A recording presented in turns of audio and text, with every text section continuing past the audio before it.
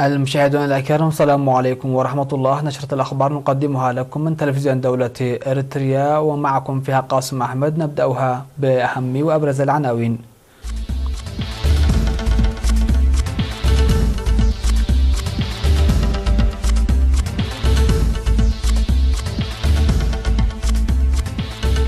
افتتاح اجتماع المفوضية الأقتصادية الأفريقية في أسمرة. رئيس جامعة المعلمين يلتقي المعلمين في سوا. إنشاء مشروع مياه شرب صالحة في منطقة سمدة. إيران تعلن استئناف أنشطة نووية جديدة مجمدة. الرئيس الصيني يتعهد بمزيد من الانفتاح الاقتصادي. واندلع حريق ضخم في سوق بوسط لاغوس.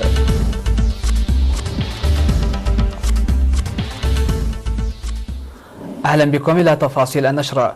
افتتح في فندق أسمرة بالاس اليوم الخامس من نوفمبر الاجتماع السنوي الثالث والعشرين للجنة الحكومية لكبار المسؤولين وكبار المفوضية الاقتصادية الأفريقية لشرق أفريقيا تحت شعار خلق فرص جديدة لتكامل إقليمي. شارك في مراسم الافتتاح الوزراء وكبار المسؤولين في الحكومة الإريتريا ومسؤولو مكتب المفوضية الاقتصادية الأفريقية والأمم المتحدة ومسؤولو منظمات الأمم المتحدة في إريتريا وأعداء السلك الدبلوماسي المعتمدين لدى إريتريا وأكثر من 250 مشاركا. وقال وزير الشؤون الخارجية السيد عثمان صالح في الكلمة التي ألقاها إن منطقة شرق أفريقيا تزخر بموارد كبيرة من القدرات البشرية والثروات الطبيعية، مشددا المساهمة الكبيرة لهذه الموارد لتحسين وتغيير حياة المواطنين والتكامل الإقليمي بعد انتفاء أوضاع الصراعات وولوج مناخ السلام والاستقرار. من جانبها أوضحت السكرتير التنفيذي للمفوضية الاقتصادية لإفريقيا فييرا سونغوي أن الروابط التجارية التي خلقتها دول المنطقة فيما بينها تضمن المستقبل المشرق للشباب وتؤمن رخاء القارة الإفريقية وبناء صادم متوازن عادل.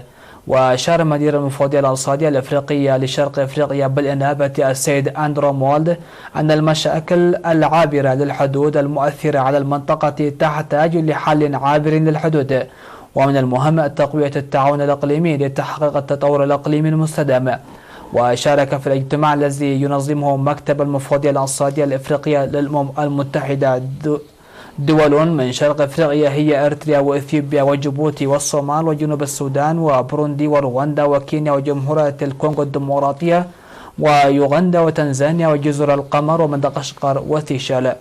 وسيتناول الاجتماع المستمر ل3 أيام أوراق عمل حول قضايا وطنية وإقليمية ودولية وتحقيق التطور المستدام في شرق أفريقيا وتعزيز السياحة الإقليمية وفرصها وتطوير الاستثمار في البنى التحتية والطاقة والإصرار لتنفيذ اتفاقية المنظمة التجارية الحرة في منطقة شرق أفريقيا والاستفادة الدائمة من ثروات المحيطات والبحار والتكامل الإقليمي وأوضاع التماسك الاجتماعي في شرق أفريقيا وتشجيع الاستثمار الإقليمي وخلق فرص العمل.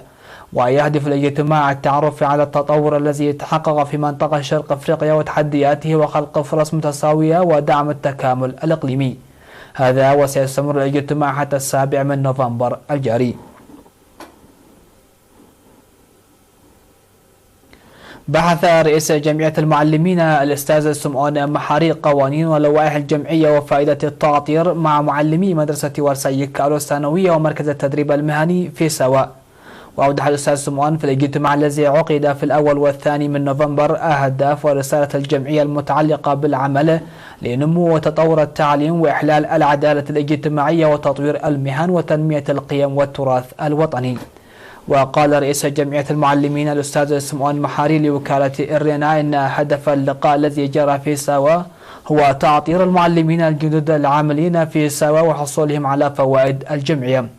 وشهد المعلمون باهتمام الجمعية مؤكدين تنفيذ المتطلبات إدراكا لأهمية التعطير والتنظيم. وتضم جمعية المعلمين حوالي 18,000 معلم.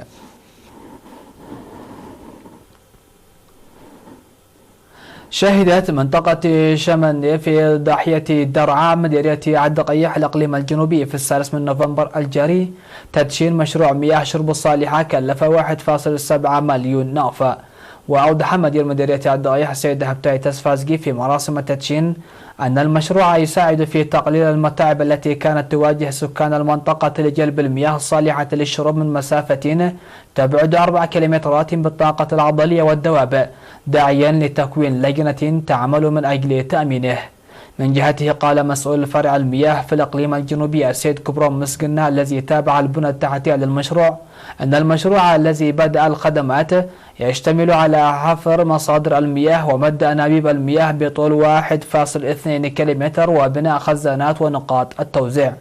وأشار إلى أن المشروع الذي أنجز بالتعاون بين إدارة الأقليم وقسم المياه وشركة التنمية استغرق 4 أشهر، وقد أنجز المواطنون 40% من المشروع هذا. وتقع منطقة سمدير على بعد 20 كيلومتر من ناحية الجنوب الشرقي لمدينة الدقيح. عقد مكتب وزارة الصحة في إقليم القشبركة سيمينار تنويري في شنبقة بشأن الأمراض التي تنقلها البعوض وسبل مكافحتها. وأوضح مسؤول المعلومات والتوعية في المكتب السيد سلطان حاجوس أن الملاريا والشيكوغونيا كرفس وحمى الضنك ويلكام من الأمراض الخطيرة التي تنقلها البعوض، وأن استخدام الناموسيات المعقمة طول السنة وإصحاح البيئة وإزالة أماكن تكاثر البعوض من أساليب المكافحة الفعالة. من جانبه أوضح مسؤول مكافحة الملاريا في المكتب السيد إبراهيم يعقوب أن إصحاح البيئة من أساسيات مكافحة الملاريا، داعيا تطبيق الإرشادات المهنية المقدمة. وذكر مدير مديرية شنبقة السيد كحسي أسرات الأنشطة الجارية لضمان نظافة البيئة، لكن الوعي هو الوسيلة الأفضل للمكافحة.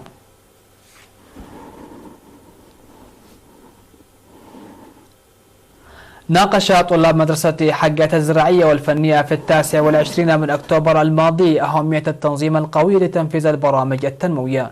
وفي مناسبة النقاش التي نظمها فرع الاتحاد الوطني للشباب وطلبة إرتريا في مديرية حقات إقليم عنسبة، أوضح بأن يعمل الطلاب بكامل قواهم لمضاعفة الإنتاجية والإنتاج الزراعي مسخرين معارفهم وقدراتهم المهنية.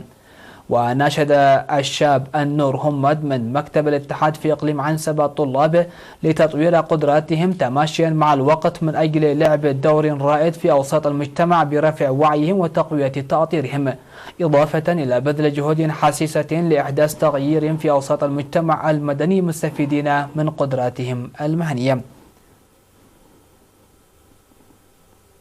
عقد سيمينار تنويري في مديرية غردات لعمال وأصحاب المرافق الخدمية بشأن استقبال الضيوف وجودة الخدمات. وتضمن السيمينار المنظم بتعاون قسم السياحة في إقليم القشبركة ومكتب الصحة في مديرية غردات مكافحة الأمراض المعدية وغير المعدية والأمراض الناتجة عن نقص النظافة بهدف تقديم خدمات جيدة. وقال مسؤول الدراسات ومتابعة الموارد في قسم السياحة بالإقليم السيد سمرات قبر مدهن أن على العمال بذل الجهد لتقديم خدمات جيدة. من جانبه أوضح المدير العام لقسم السياحة العقيد حامد يوسف أن على المرافق الخدمية العمل باتباع تعليمات قسم السياحة وضمان النظافة والجودة في الخدمات والتعريف بالموارد السياحية وقيم المجتمع.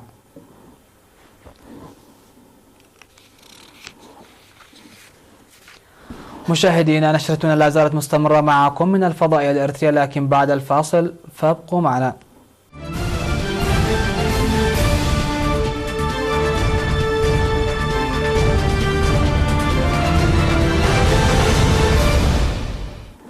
أهلا بكم على أنباء العالمية. أعلنت إيران استئناف أنشطة تخصيب يورانيوم كانت مجمدة في تراجع إضافي عن التزاماتها الواردة في الاتفاق النووي المبرم مع القوى الكبرى عام 2015. والإجراء الذي كشف عنه الرئيس الإيراني حسن روحاني يأتي غداة انتهاء المهلة التي حددتها إيران لشركائها في الاتفاق النووي الذي وقع في فيينا لكي تساعدها في الالتفاف على عواقب انسحاب الولايات المتحدة بشكل أحادي من الاتفاق عام 2018. وقال الروحاني في خطاب ألقاه في مناسبة افتتاح مصنع الحرية للإبداع أن إيران ستستأنف أنشطتها لتخصيب اليورانيوم في مصنع فرض على مسافة حوالي 180 كيلومتر إلى جنوب طهران، وذلك بعد ما جمدتها بموجب الاتفاق النووي. وذكر الروحاني في خطابه بأن إيران لديها بموجب الاتفاق في مفاعل فوردو 2044 جهاز للطرد المركزي من الجيل الأول IR-1 تدور دون ضخ الغاز فيها. وتقوم الوكالة الدولية للطاقة الذرية بعمليات مراقبة للنشاطات النووية الإيرانية وفق نظام هو الأكثر صرامة الذي طبقته هذه الهيئة التابعة للأمم المتحدة حتى الآن. تعهد الرئيس الصيني شي جين بينغ في خطاب ألقاه في افتتاح معرض شنغهاي الدولي وحضره الرئيس الفرنسي مانويل ماكرون بمزيد من الانفتاح في الاقتصاد الصيني والإسراع بتوقيع اتفاق تجاري إقليمي. وتحدث شي أمام جمهور يضم في صفوفه الرئيس الفرنسي إيمانويل ماكرون الذي كان في مقدمة الحضور في افتتاح معرض الصين الدولي للواردات الذي تنظمه بكين سنويا لإظهار استعدادها لتحرير أسواقها الهائلة. وذكر الرئيس الصيني أن على المجتمع الدولي أن يستمر بهدم الجدران بدلا من بنائها، وأن يرفض الحمائية والأحادية بحزم، وأن يخفف باستمرار من العوائق التجارية. ومع استمرار الصين والولايات المتحدة في بذل الجهود لتوقيع اتفاق تجاري جزئي تم الإعلان عنه الشهر الماضي، تجنب الرئيس الصيني التطرق إلى قضية الرسوم الجمركية الانتقامية المتبادلة مع الولايات المتحدة.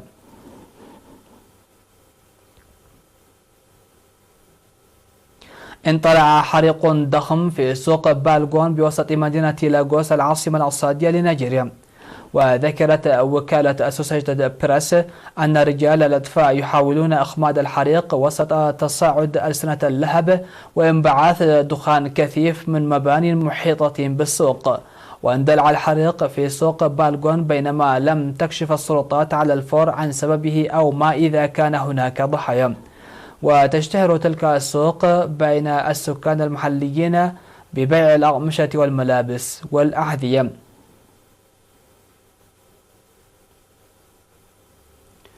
الخبر الأخير في هذه النشرة: تستضيف العاصمة البريطانية لندن معرضا لتحف نادرة من مقبرة الملك الفرعوني توت عنخ آمون بين 2 من نوفمبر والثالث من مايو 2020.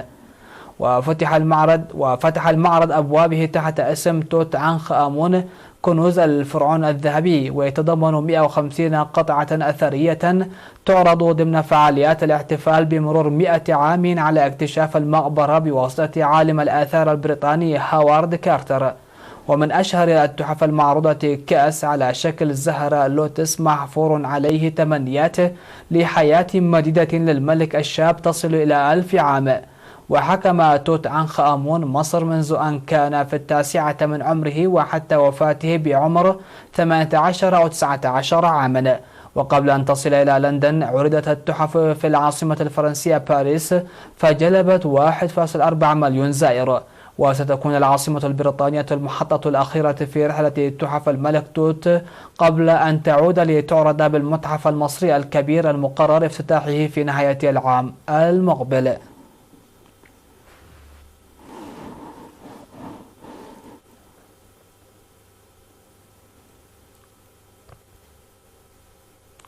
هكذا انتهت النشرة مشاهدينا الأكارم، شكرا لحسن الاستماع والمتابعة ودمتم في أمان الله.